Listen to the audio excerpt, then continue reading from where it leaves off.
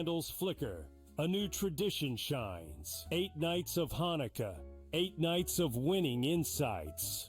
They may come out slow, so you might be able to get a better number. Wow, they're favored. With SportsGrid, every night is another chance to win. No pick sixes today, they cover. So let's crunch it up. Let's make it happen. Let's give you our favorite props. Let your Hanukkah winnings brighten your celebrations. Happy Hanukkah from all of us at SportsGrid.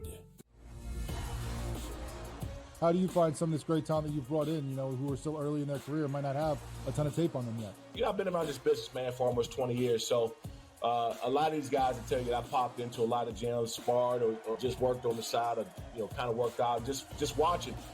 I've always loved this sport, man. I think it's the greatest. And we want to continue to put on the next up-and-coming superstars. We know we got them.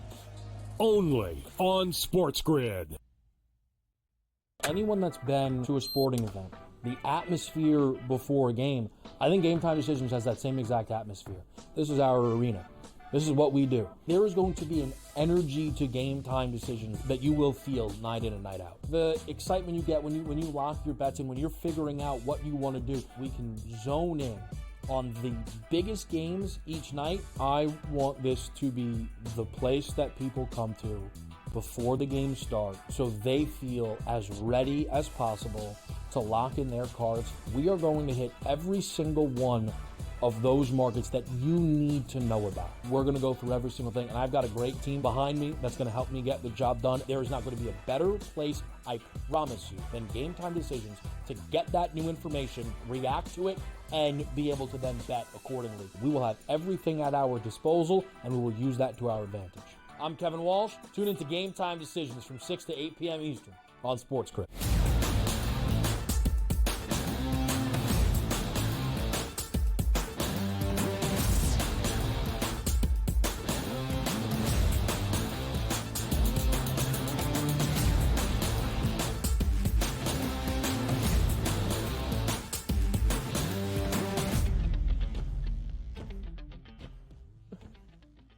A new week starts right here, right now, live on a Monday morning on the early line on SportsGrid and all across the SportsGrid network. That includes sportsgrid.com/watch, where you can find your favorite destination to consume everything all across the grid. He is Donnie Rightside. I am Ben Stevens. It's been a while for the two of us to be here together for 3 hours live on a morning on TEL. But that's exactly what we will do on this Monday, to sit back in the armchair and look back on the second to last Sunday of this National Football League regular season. Really not even just a Sunday, a full weekend around the NFL. A triple header on Saturday, a ton of games yesterday. And if your team is in that playoff chase, or maybe even trying to tank for the number one overall pick, every result throughout the weekend had some sort of implication on the grand big picture around the National Football League. We'll talk bowl season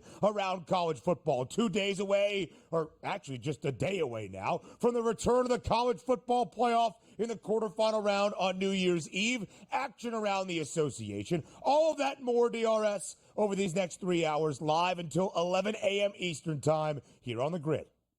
Love to see it here. Exciting times over the weekend. And guess what, Ben? You love bowl season. You got another bowl game added to your schedule tonight when the Lions and 49ers meet up in a meaningless game, just like every single bowl game that's been played. But the college football playoff is back. It's going to save our lives this week. It's going to be tremendous. It's going to be fun. You need to tune into the Sports Grid Network. But before we do that, Ben, it's Monday. The best time of the year is every Monday I spend with you, armchair quarterback time, because there are some hot takes that need to be scorched out there in the universe today. I look forward to it, DRS. Our final Monday together here in the calendar year of 2024. Just 2 days remain until a new year begins in 2025. That's Wednesday, New Year's Day, and a triple header of college football playoff action as well. But again, let's look back on a Sunday, a smaller slate around the NFL with 2 games on Christmas, Thursday night game out in Chicago. We had 3 games on Saturday, so thus a smaller Sunday slate, but still incredibly significant, including Sunday night football to end things out in Landover, Maryland, outside the nation's capital. And what a game it was between two rookie quarterbacks, Michael Penix Jr. making his second career NFL start for the Falcons, and Jaden Daniels, the guy that looks as though he has been command of the Washington franchise for much longer than just 16 games. Washington wins in overtime, 30-24. It was Penix Jr. tying the game on a touchdown pass to Kyle Pitts in the final 2 minutes of regulation to send us to an extra session. It was the other rookie counterpart, Jaden Daniels, connecting with his tight end, Zach Ertz, on the only possession of OT. The Commanders win 30-24. They cover as a 3.5-point home favorite. A total of 47.5 skies over. And DRS, the Commanders in Jaden Daniels' rookie campaign clinch a playoff spot in the NFC. A lot of fun that game was. Stayed up all the way through to watch that one play out. The one thing I do want to say is the weatherman got it all wrong last night in D.C. Supposed to be heavy rain throughout the game. I don't even think we even got sprinkles throughout the game, but Jaden Daniels was there. 24-36, 227, 3 touchdown passes, then added, 16 carries for $127. I haven't seen this type of quarterback play since the early 2000s, and I'm telling you, Jaden Daniels is a much better passer than Michael Vick, but the fact that you know Jaden Daniels is going to run the football and you can't do a damn thing about it. He was sensational last night every time it mattered. But I got to say this was a 10-point lead at the break, come out in the second half, a couple sacks, and a 3rd and 20 plus, which turned out to be another sack, but an illegal contact downfield shifted the focus of this game, and the Washington Commanders just controlled the football from start to finish in the second half, and that included overtime. Impressive win for Washington, but that one call was a season-saving play for Washington.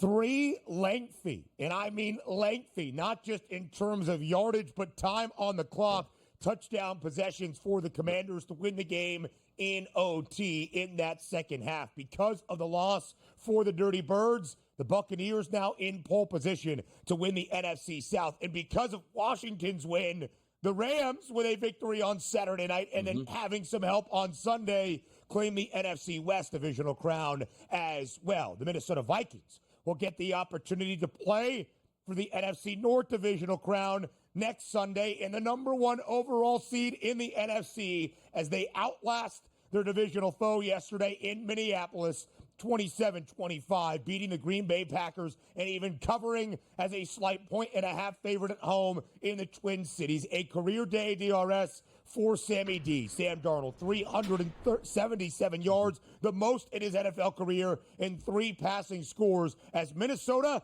is now 14-2.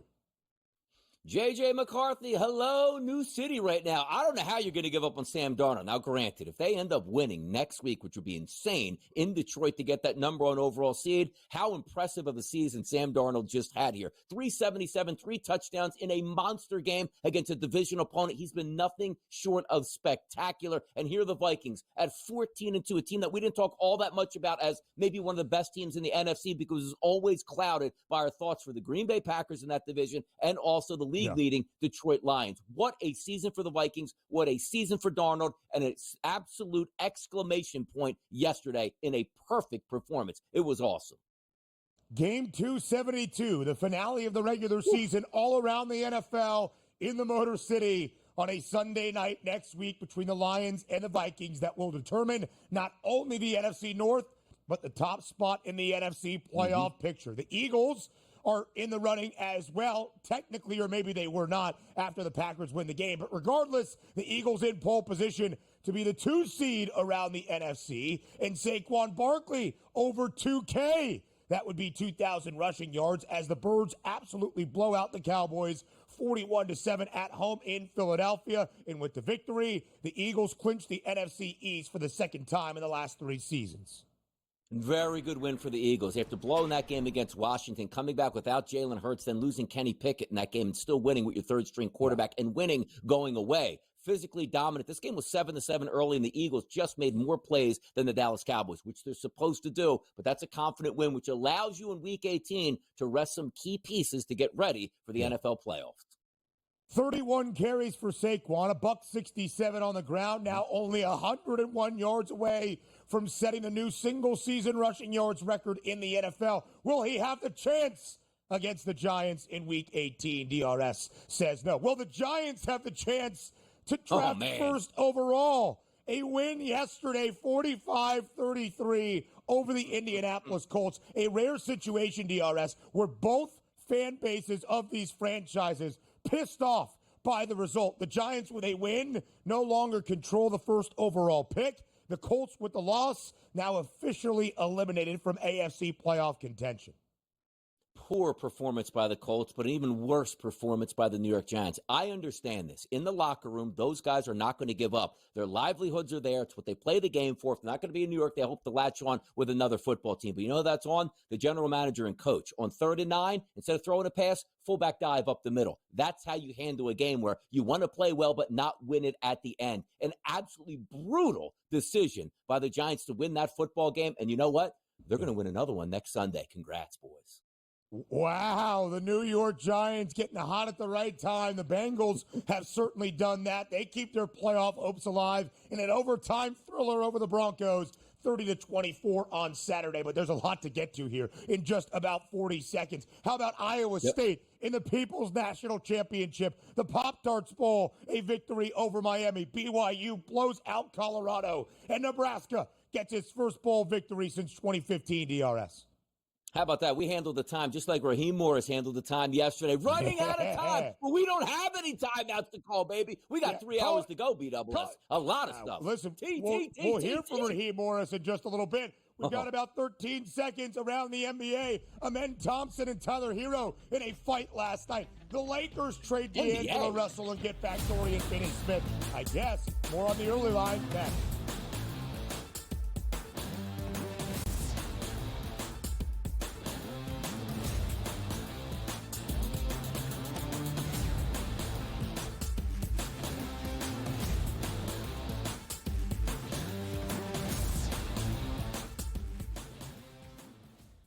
In the heart of winter, when nights grow long, we come together under these lights. A team, united by purpose. Fans, bound by passion. Each holding a small flicker of hope in their hands. At SportsGrid, we believe that even the darkest nights can't dim the unity we share. One team, one stadium, one shining moment. This holiday season, we shine brighter together. Happy Hanukkah from all of us at SportsGrid. Two guys that can do it all. Too much electricity this morning. This is a good time. We're having a lot of fun. I had to do a triple take. Ka-ching! Why? Because of parody. I didn't mean to offend. Yeah, it's not going to happen. Load management is a dirty word. Let him rip. You know what? Circumstances provide the results. What? How do you do this one? Oh, Donnie, you got such a good show there. A network that is booming. The Early Line, only on SportsGrid. Your gut says Miami is going to win, and you should take the over. Your gut also said your NFT selfies would only go up in value. They didn't. But your head is on SportsGrid and knows the QB is in concussion protocol. The backup has a 45 QBR against the zone coverage. The New York D has the most sacks in the league. So yeah, trust your head. It's smarter to be on SportsGrid.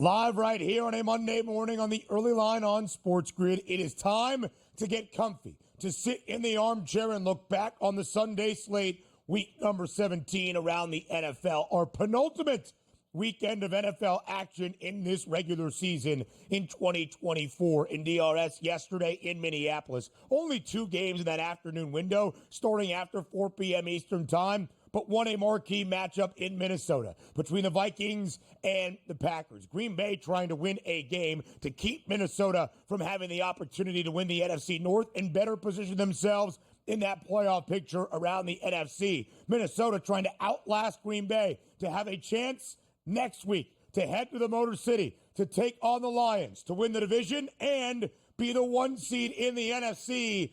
And that's what the Vikings did behind a career day from Sam Darnold. 27-25, the victory for the Vikes. They cover as a 1.5 favorite at home, minus 112 on the money line. Just a few cents of distinction. The difference entering over 48.5 as well. Make it 9 consecutive victories for Minnesota. Make it 14 overall in this regular season, DRS, for the Vikings and Sam Darnold in his career renaissance. And a fantastic game setting up for next week for all the marbles in the NFC. But that game, 27-25, got close late here. 15 unanswered points by Green Bay in the fourth quarter. But this was a rout just about all the way through for the Vikings, and then needed that key third down play with Sam Darnold almost short-armed the football into the flat to Cam Akers, made the catch, rolled around. They won the football game. And also, something to look forward to here is Aaron Jones. We'll have the doc on today to talk about how banged up that quad injury is, but also having a rookie kicker miss a couple big kicks in that game, something to keep an eye on. But overall, Minnesota was the better football team against Green Bay. We were on the desk yesterday on Pro Football Today, Ben. I said to myself, why is this line so short at minus 1.5? It just feels like all season long, the Minnesota Vikings have been completely disrespected, and they were running away with that football game entering into the fourth quarter, but it did get close. But Minnesota is here. Legitimate wide receivers, one of the best play callers in football, and Sam Darnold playing really good football. He might not have to leave the state of Minnesota after the game next week until they get to New Orleans at that point. So something to watch out for. Thoroughly impressed by Minnesota. Everything working on all cylinders. Just win football games. That's what Minnesota's been doing.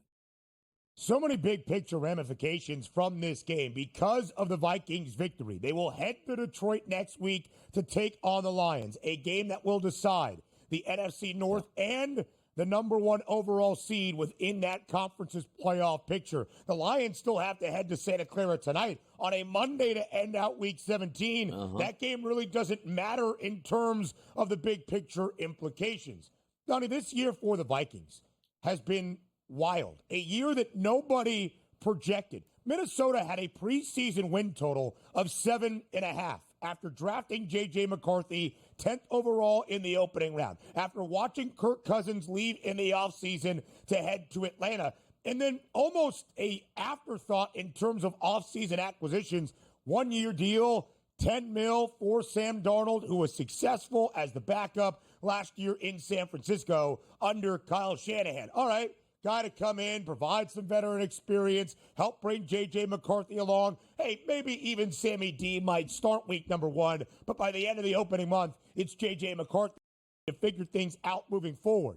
Minnesota has now won 14 of 16 games this year, is 11-4-1 against the spread, best cover percentage around the National Football League as well. And yesterday, Donnie, Sam Darnold, a career-high 377 yards, 3 touchdowns, albeit to 1 interception. The Vikings have won 9 consecutive games. In the last 7, Sam Darnold's touchdown to interception ratio, 18 TDs to only 2 INTs. He has been magnificent in Kevin O'Connell's system this year in Minnesota. Yes, he has, and it is surprising because you're right about that early on. You nailed it. It was supposed to be J.J. McCarthy taking over early in the season. You have your future franchise quarterback. You'll live with it. Maybe you make a playoff run, maybe you don't, but it was more of just getting those reps for the young quarterback just to see how he would do with Justin Jefferson and Jordan Addison. And now we find out Sam Darnold is playing at an MVP level and what they do in the future. Now, we have plenty of time to talk about that. They're not going to be able to franchise tag him because it costs way too much against the salary cap. When he's going to get a Kirk Cousins type of deal, $200 million with $100 million guaranteed, and where he ends up. But he's ending up right now in Minnesota in a monster game next week. And these are the games that you look forward to. You might look at that schedule and say, yeah, 14 wins. They beat the Packers twice, but look at all the other wins. You can only play who's on your schedule at this point. And the Packers are a good football team, and they beat them twice. And you want to really show up next week in Detroit and handle your business and then have home field advantage with a bye. Watch out for Minnesota here. One of those teams, once again, that we always thought was a good team with Sam Darnold as they piled up the victories. but not getting the respect here. Maybe yesterday they get a little bit more respect than what you thought, because next week, look at that line in Detroit. That's a lot of respect on Minnesota when they weren't getting the respect on the line yesterday for me. Just a 2.5-point spread in favor of the Lions at home in regular season game 272, the finale of 2024 around the National Football League. And you're right, DRS, questions for that Vikings front office to answer this offseason and how they approach the quarterback position. But right here, right now, the focus is on trying to win a division and maybe with an optimistic playoff position, a conference championship. Because that's how I really think we have to discuss the Vikings right now. A lot will change if they're the top at-large wild card team or the number one seed in the NFC, of course, based on the result last week, or next week, I should say. But you see that number there, plus 380 now to win the NFC Championship. Not all that far behind Detroit and Philadelphia. Quickly on the Packers, 11-5. Currently the 7th seed in the NFC. DRS, there's a great chance that all three wild card teams in the NFC playoff picture will have a better win-loss record than that of the final two divisional champs, the Rams in the NFC West, and more than likely the Buccaneers in the NFC South. Which is so important this week 18 coming up here, because you don't want to be the 7th seed, because like, you're going to play Philadelphia in Philadelphia and they're going to rest their key players. That's not great. And also, if you can avoid that, you can actually say, you know what, we're probably going to be favored, or we have a legitimate chance to beat A, the Rams, or B, the Buccaneers in their own building. So this week is going to be a big one. But also, do you expend those resources and play a game that technically isn't going to keep you out of the playoffs when you might need some of those players the following week to be rested and ready? We'll see what some of the coaches do. They usually tip their hand this week on which way they're going to go. So keep in mind, those spreads are going to change accordingly as well. We'll look at the playoff picture around the NFC in just a little bit. But the games on a Sunday that had great impact up next.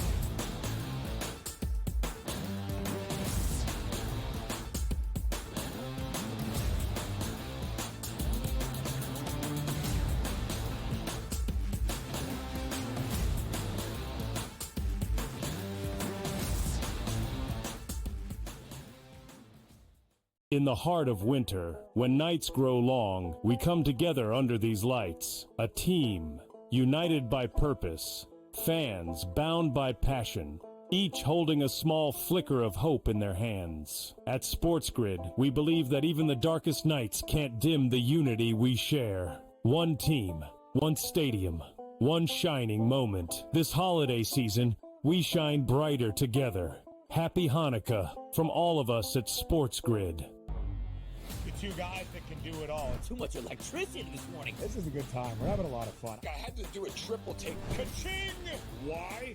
Because of parity. I didn't mean to offend. Yeah, it's not going to happen. Load management is a dirty word. Let him rip. You know what? Circumstances provide the results. What? How do you do this one? Oh, Donnie, you got such a good show there. A network that is booming. The Early Line, only on SportsGrid. Your gut says Miami is going to win, and you should take the over. Your gut also said your NFT selfies would only go up in value. They didn't. But your head is on SportsGrid and knows the QB is in concussion protocol. The backup has a 45 QBR against the zone coverage. The New York D has the most sacks in the league. So yeah, trust your head. It's smarter to be on SportsGrid.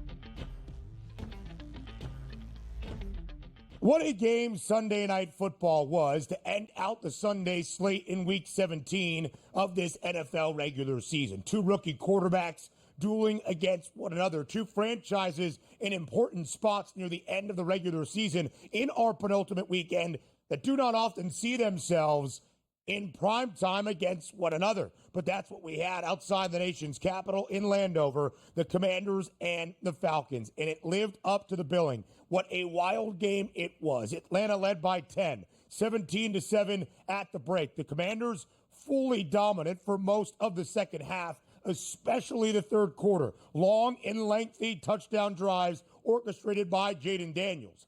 Washington then had a touchdown lead in the final 4 minutes of regulation. So what would Michael Penix Jr. do in his second career NFL start? Lead his own game-tying touchdown drive, connecting with Kyle Pitts with under 2 minutes remaining in regulation. The Falcons had a shot to win it. Riley Patterson from 56. Not even close, about 6 or 7 yards short as it landed halfway in the end zone. So we go to overtime. And what Washington really did throughout the second half, DRS, they put on display in the extra session in full command. They got the opening kick in OT.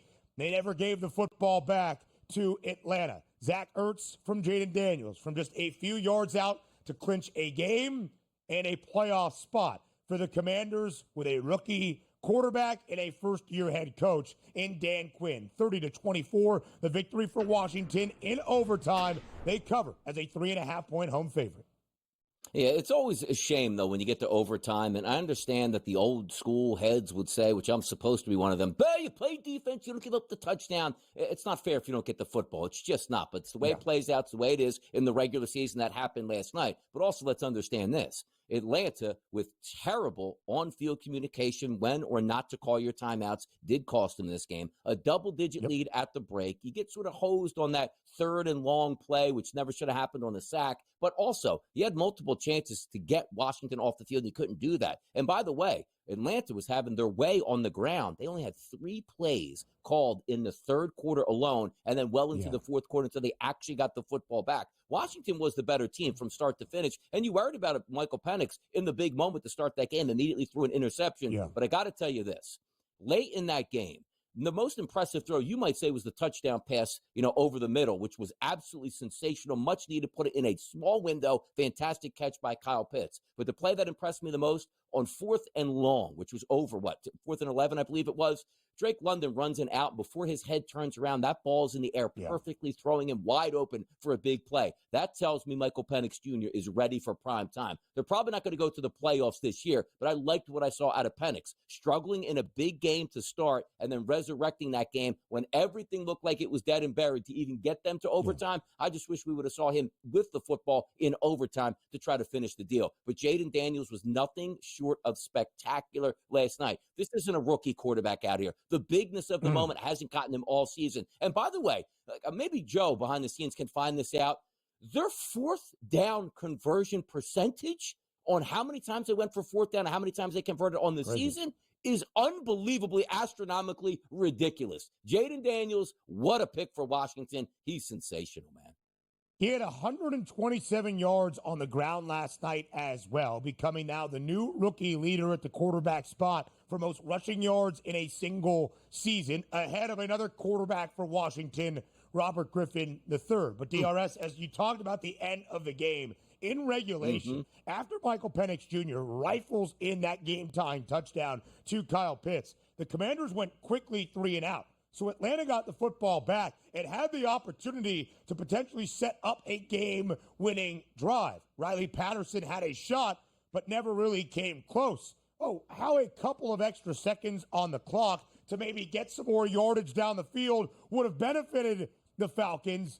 They didn't take any timeouts despite having 2 in a critical spot. Here's head coach in Atlanta, Raheem Morris, on why. Probably could have. I thought we can get to the line of scrimmage with our operation, be a little bit faster there, get them there without going on the fast on our ball, try to save that timeout. In hindsight, could have been a good decision or a better decision to take that timeout, but I wanted to have the opportunity to move up there. So, you can always second-guess those things. You can always second-guess those motives. You can always go back and look at it and see if you can get it snapped a little bit quicker. But I really believe we can get our operation time a little bit faster there to be able to save that timeout, still be able to click off, potentially get the pass interference, have a couple more snaps there, save the timeouts, and be able to use them there to get that field goal a little bit closer. Unacceptable. We'll have more thoughts, DRS. You'll have more thoughts on this on the other side of the break. There's so many different things to say. Maybe if there was only one timeout left for the Atlanta Falcons, they had multiple. We'll talk more about it on the other side here on the early line.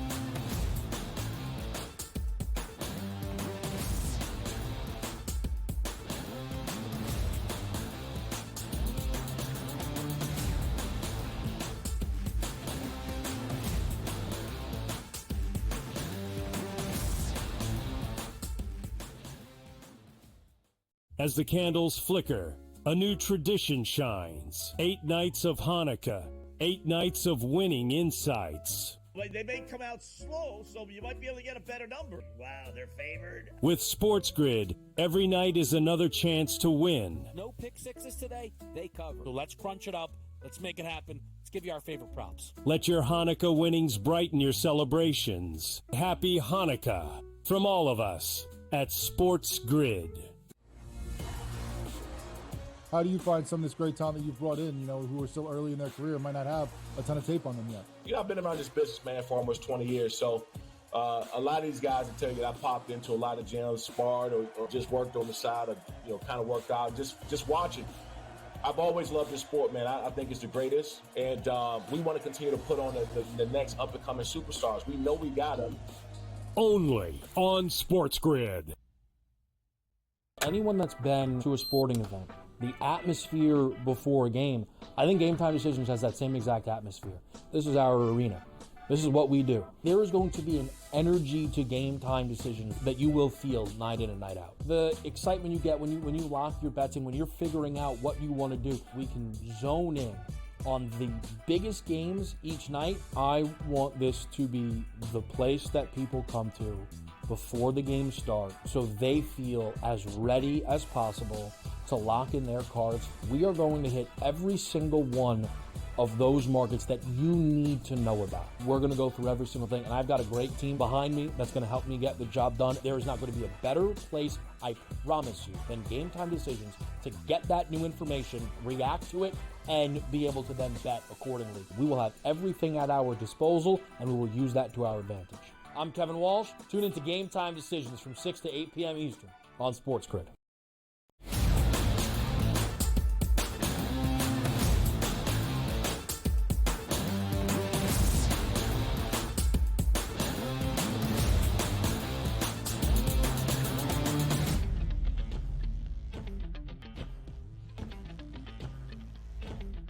So right before the break, we heard from Atlanta's head coach Raheem Morris after his Falcons lose in Washington in overtime, 30-24. At the very end of regulation, they set up their kicker, Riley Patterson, on his third team this year, replacing the injured Younghoe Koo for a 56-yarder. For some, on a pretty calm night outside the nation's capital, it should have been drilled. It came up about 6 yards short. Atlanta had 2 timeouts, DRS, starting their final offensive possession in regulation, and on a deep completion down the right sideline from Michael Penix Jr., the Falcons had 2 timeouts and decided not to use either of them until it was too late. We heard from Raheem Morris, who basically said probably should have used the timeout, but thought the operation in regulation would be more efficient. What did you make of what Morris had to say? What did you make of its impact on the Falcons' chances of trying to hold on to the NFC South?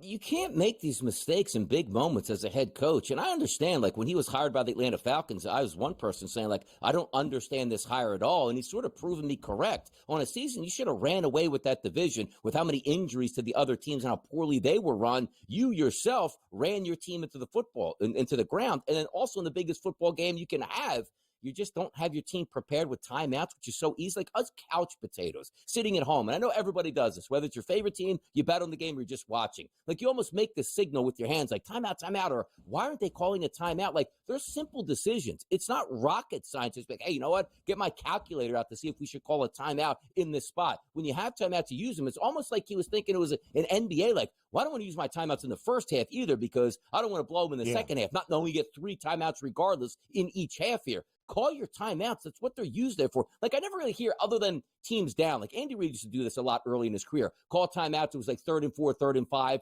early in the third quarter and say, you know what? They're going to hurt you at the end of the game in a close game when you have no timeouts left. But nobody gets angry on the final drive. Did you ever just like, oh, they used their timeouts too early on the final drive? Like, no, the goal is to save as much time as you possibly can to give yourself more plays. And at the end of the half, to carry all the timeouts in when you ran out of time in the opposing team's territory, that's egregious. And it probably ended up costing you the football game.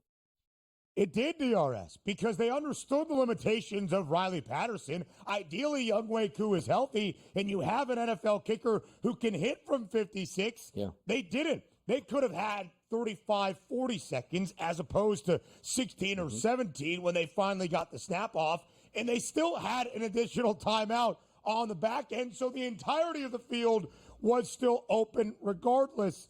Very interesting coaching decisions that did ultimately cost Atlanta and might, Donnie, ultimately cost them the opportunity of seeing the postseason and winning the NFC South, because the Falcons lose in OT, the Commanders win and clinch a playoff spot. The win for Washington, by the way, also giving the LA Rams the NFC West, and because of Atlanta's defeat, the Tampa Bay Buccaneers now in the driver's seat once more to win the NFC South for a 4th consecutive year, because Tampa took care of business in a big way yesterday at home against Carolina, 48-14. The Bucs cover as a 9.5-point home favorite. They go over the pregame total by themselves of 47.5. Donnie, 551 yards of total offense for the Buccaneers, including 33 first downs, and Baker Mayfield, a career day, 359 yards, 5 touchdowns, 2 of them to Mike Evans, who also had 97 yards. He's now only 85 away from his 11th consecutive year in the NFL with 1,000 receiving yards. Basically, the caption was, that was easy for Tampa. It certainly was yesterday against the Panthers.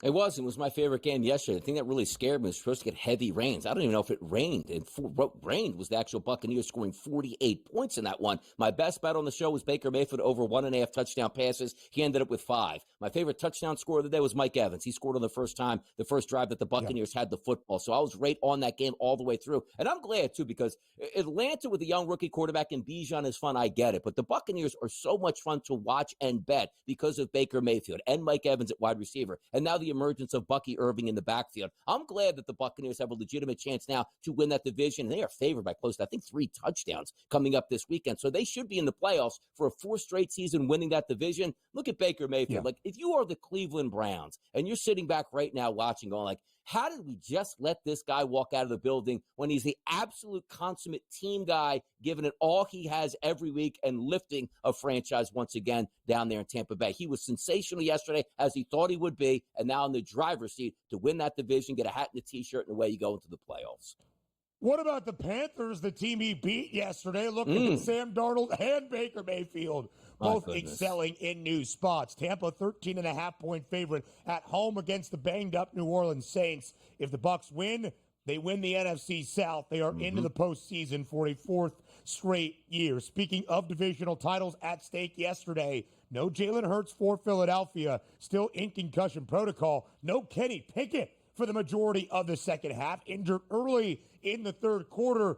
No problem for Philadelphia against the Dallas Cowboys, routing the boys 41-7. Philly covers as more than a touchdown favorite at home. Total of 37.5 goes over. Huge day for Saquon Barkley. Kenny Pickett throws a touchdown pass. Tanner McKee, in his first NFL regular season snaps, throws 2 tuds for Philadelphia as they win the NFC East division for a second time in the last 3 years and are now sitting pretty, DRS, to be that 2 seed around the NFC.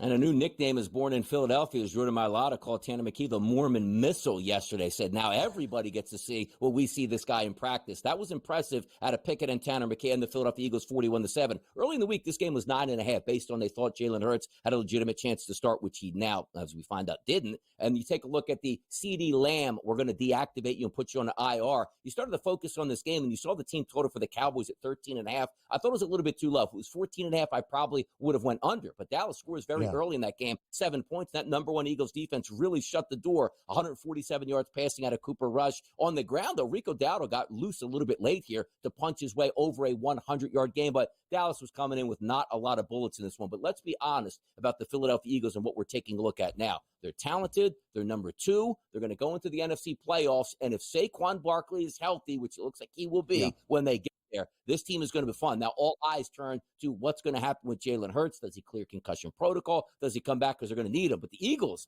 heading into the playoffs, relatively healthy, that's pretty big. Yeah. The Birds defense forcing 4 turnovers, including an opening pick 6 for CJ. Why am I blanking on his name? What is it? Chauncey Gardner-Johnson? Is that right? Yeah. Yep. Yeah. Mm-hmm. Yeah. CJ Gardner-Johnson, but I don't know why I wanted to go his full name. Anyway, record watch also continues for Philadelphia. 31 carries for Saquon Barkley yesterday, 167 yards on the ground. You see it there, becoming the 9th ever running back in the history of the NFL to reach the 2,000-yard mark in a single season, but now just 101 yards away from Eric Dickerson's all-time record set back in 1984. So Saquon, tell us, are you playing Week 18 to chase down the record? The way I look at it, if it's in God's plan, then it is. If I'm not, overly trying to go get it. I'm not scared of it. Like I would love to, but at the end of the day, also we got bigger things that we're focusing on, and we're able to clinch the division right here. And whether it's we play next week or not and rest, I'm fine with that too, because I didn't come here and sign here just to rush for 2,000 or break a record. I want to do something special, and meaning special with the team. And that's win a Lombardi Trophy in Philly, in great position to do so. But Donnie Rightside, Birds backer and fan, tell us, will Saquon Barkley play next week against the Giants? And should he? Yeah, put him in bubble wrap, send him to Bermuda. He shouldn't be anywhere near Lincoln Financial Field next week. It is a shame, too, because he would have got the ball 30 more times and probably ran for 250 yards and actually was like 100 yards higher than Eric Dickerson as opposed to 1 or 2 yards. But he understands the game, and the Eagles did it right yesterday. They got him to 2,000 yards. They called the timeout, gave him his send-off. That's it for the regular season. Welcome to the playoffs, Saquon. He ain't been there before. Plenty more around the NFC next.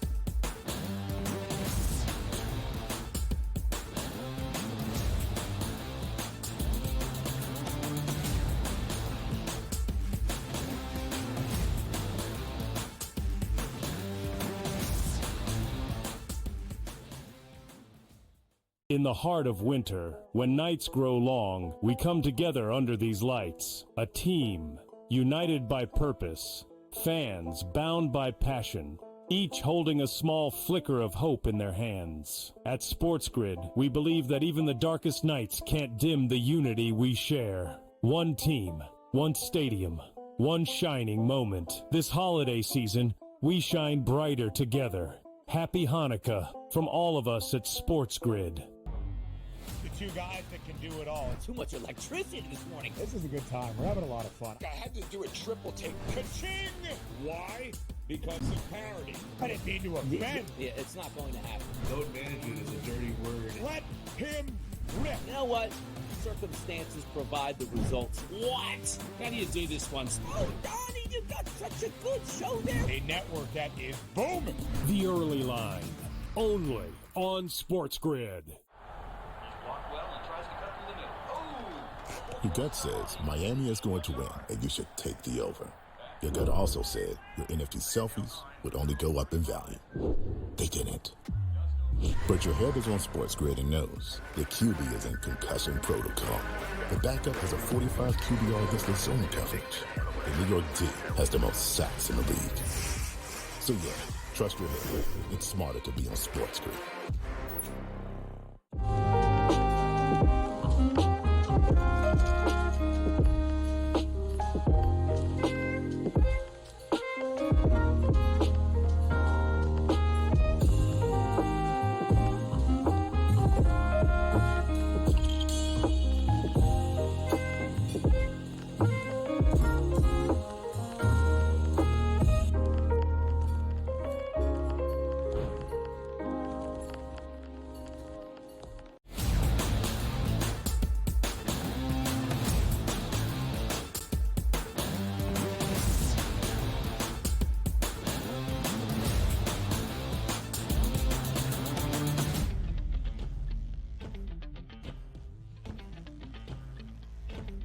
games on Sunday around the National Football League, but in our second to last weekend of the regular season, a triple header on Saturday as well. And a huge game in the nightcap out in SoFi Stadium. If the Rams beat the Cardinals, they were in a great position to win the NFC West. A lot to figure out, but basically, with the help of Sunday and the Rams clinching strength of record in terms of what other people have done around the NFL, they would win the NFC West. But first, the Rams had to beat the Cardinals.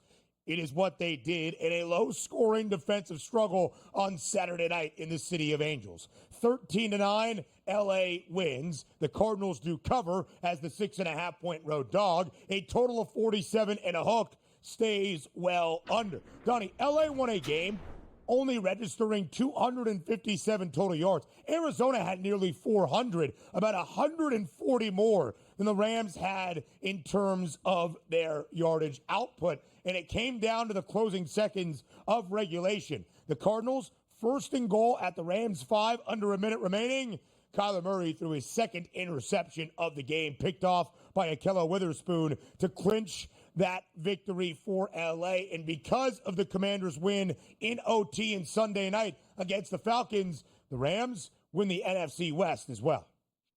Yeah, they did, and congratulations to them, something that probably before the season you thought they would vie for, but here they are winning it, and in that fashion. Also keep in mind, Trey McBride was pulled down on that play here, couldn't get his head around, deflected up in the air, so a tough interception to have, but it was interception that you had for the Rams. And also keep in mind the past 3 games for the Rams on defense, 6 points, 9 points, and 9 points. But we focus more on the offense when we talk about the Rams. That's supposed to be a machine. Puka Nacua is a top 5 wide receiver, if not top 3 wide receiver in the NFL. But it just can't be all Puka Nacua. Like, Cooper Kupp has absolutely disappeared the past couple weeks here. We need to crank that running game up more because, yes, you like the wins, but not getting to 20 points against some bad football teams, that's not a great look heading into the playoffs. But they are there. They have a chance to sort of say, you know what? Week 18 doesn't mean all that much. We can actually rest our guys. Maybe Cooper Kupp is a little bit banged up, and away you go into the playoffs with a quarterback that has won a championship, a coach that's won a championship, and you have a home game here, which is big out in SoFi. And they are there, and that's the important part. The Rams now claim the NFC West, and much like last year, earning a playoff spot rather remarkably after a very slow start to this season. Injuries, the big issue for the Rams in the first month and a half. They started 1-4 and then won 9 of their last 11 to clinch a division before we even got to the regular season finale week in week number 18. Remarkable stuff by L.A. So that's part of the conversation now all around the NFL. What is at stake in the final weekend of the regular season upcoming? Here is the NFC playoff picture as of this moment, still with one final game, of course, for Week 17 tonight on a Monday in Santa Clara between the Lions and the Niners. Because the Vikings have already played their 16th game and won, they are technically in that top spot right now at 14-2. The Lions would be the top wild card team if the season ended right here, right now. The Eagles, the 2 seed. They have clinched the NFC East. The Rams have clinched the NFC West in that 3 spot. If the Bucs beat the Saints at home on Sunday, and they're a 2-touchdown favorite to do just that, they win the NFC South and will be more than likely that 4 seed. The wild card picture, as you see, the Commanders, DRS, in pole position to be the 6th seed with a victory this upcoming weekend against the Cowboys. The Packers would be the 7th seed. And that is important as well, because if you're the 7, you're on the road in Philadelphia against the Eagles. If you are the 6, you more than likely will head to L.A. against the Rams, where you think you'll have a pretty good shot of winning that football game outright. Absolutely, and these were the tough decisions that are going to be made. But also, we're going to start the conversation that's going to take place tonight out in San Francisco because it matters on what we're looking at here with this playoff picture. And you see right now the Vikings have the lead. Why? Because the Lions haven't played, and next week's going to decide who's going to be that top seed. And this might be one of the best wild card, conferences we've ever seen with the 3 teams that are expected. Just look if it ended today. Lions, Commanders, and Packers as the wild card with those records. That's absolutely incredible. But also, let's understand this. Getting the 1 seed in the bye is the ultimate goal on your way to winning a Super Bowl. Your path is the easiest. You're the only team that gets rest, and you don't have to leave your own building, particularly if you're a dome team like Minnesota and also the Detroit Lions. But we are going to see a case of, Ben, where sometimes you can coach from your couch and watch games like, I don't understand why this is happening. Why aren't you calling timeouts? There's only one team, Ben, that I placed a future on this entire season to do anything in the odds market to win an NFC, an AFC, or a Super Bowl championship. And I have 13 wagers on the Detroit Lions heading into this weekend. Because also, back in September and October, when I thought they'd be the best team, I said, let me get these prices locked up. The 360s, the 375s, the 350s. They're a little bit lower. They're going to change even more if Detroit wins next week. But Detroit has a football game tonight that I'm led to believe that Dan Campbell is going to go guns blazing and go out and win this football game. When you had Minnesota play yesterday at home and is now resting up and getting ready for you next week, you're on the road in San Francisco, and you're going to have Jahmyr Gibbs out there play 25 to 30 touches in this game because that's your identity, Detroit. That's the grit that got us here. This is going to be one of those tickets where I have in my pocket, and I might be furious when that game ends tonight, when I see like, hey, Detroit won or lost, it doesn't matter, but you played all of your starters from start to finish against a team out of the playoffs to try to prove a point, then fly back next week where you didn't get that extra rest and the other team has already had a day advantage over you, but your grit and your might is the way you do it in Detroit. Don't do it, Dan Campbell. Rest your key players tonight. Don't be a buffoon like you know you are at times in games. In my fantasy championship right now, I am set to play a guy. I'm up by 70 points at this moment with my teammate Josh against a guy named Brandon. Brandon has 4 players for the Lions. He's got Goff, Gibbs, Laporta, and Jamison Williams. I am hoping that Dan Campbell watches the early line and says, you know what? Maybe we'll give you some run for the first quarter, but that's about it. Because Donnie is correct. The game that will decide the 1 seed in the NFC, the 5 seed in the NFC, the NFC North Divisional Championship, and who has home field advantage throughout the entirety of the postseason is not tonight against the 49ers. It is next week in the regular season finale on Sunday night in the Motor City between the Lions and the Vikings. Plenty more to get to from this NFL weekend up next.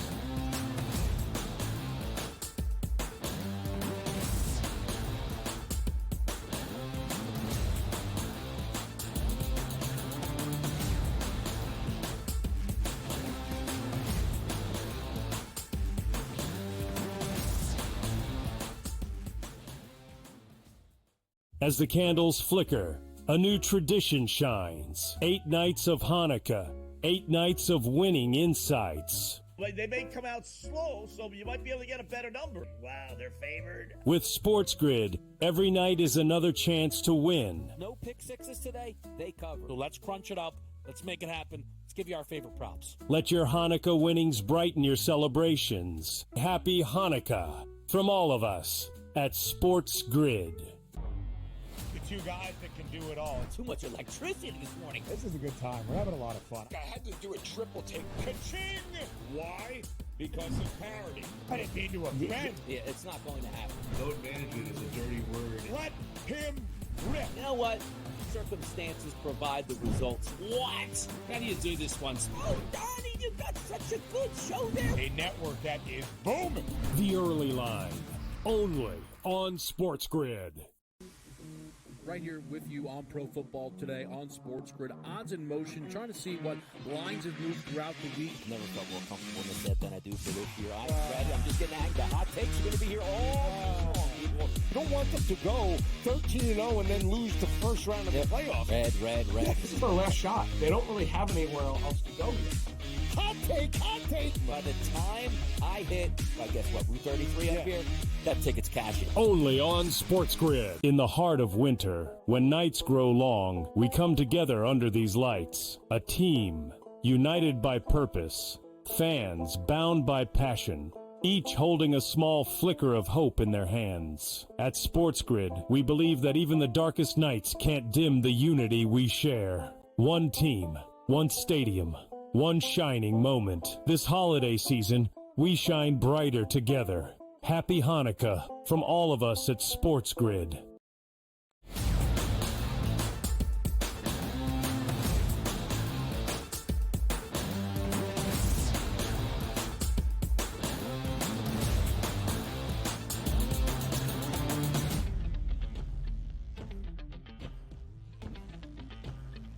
Our second to last weekend around the National Football League was not just a Sunday, but a triple header on Saturday as well. In the most wild game of the day, it was in Cincinnati between the Bengals and the Broncos. Here was what was at stake. Cincy needed to win to keep their playoff hopes alive, and an important victory to have the head-to-head tiebreak against a Denver team.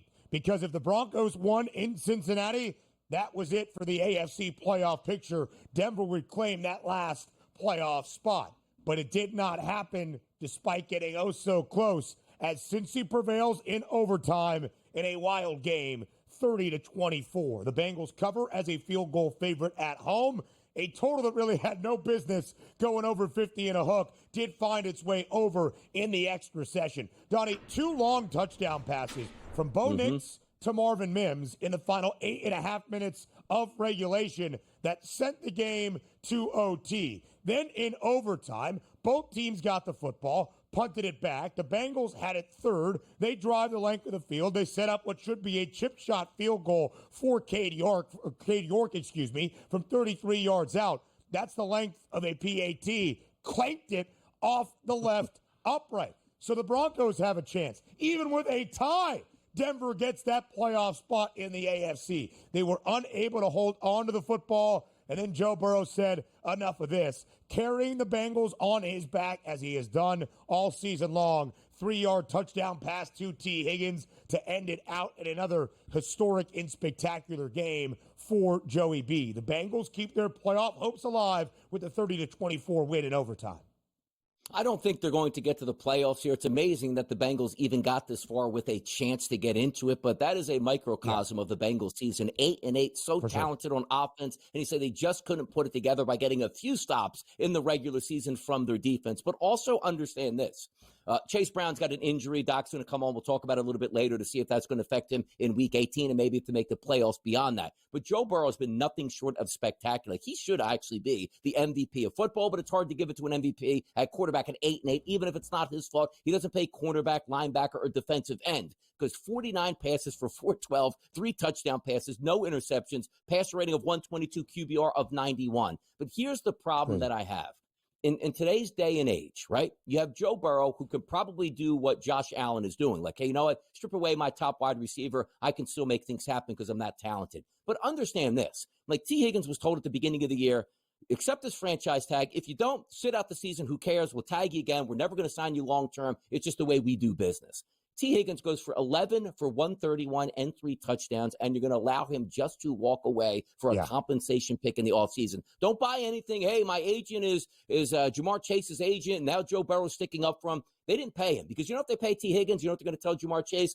We can't pay you this year, so you're going to have to wait for another 2 years, and we'll franchise tag you, and it's going to blow that team up. You should have signed all 3 of those guys and say, you know what? Now in the offseason this year, when we saved money by signing you guys over the past 2 years, we can afford more defensive help, and we can be a terror in the AFC North for the next decade here with this wide receiving core and with this quarterback here. And it's all for naught at this point, and it's the ownership's doing.